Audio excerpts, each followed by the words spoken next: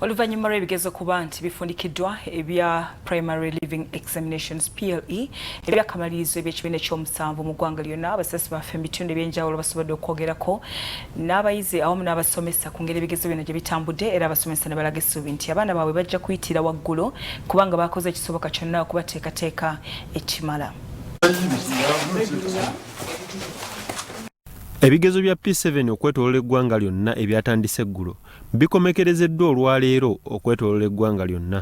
E Namayingo naye ebibuuzo byatambudde bulungi era batuuzizza abayizi 3787.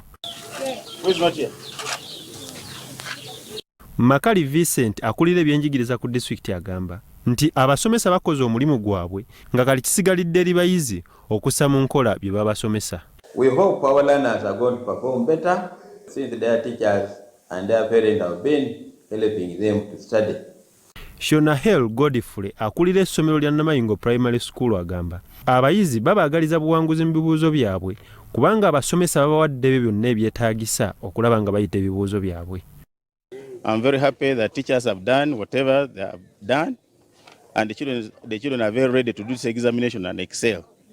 Mande Bernard omu ku bazadde agamba babadde balindiridde olunaku luno okulaba nga abaana bwe batuula ebibuuzo byabwe ebyakamalirizo era bo ng'abazadde bakoze ekimala okulaba nga abayizi bafuna ebyetaagisa byonna.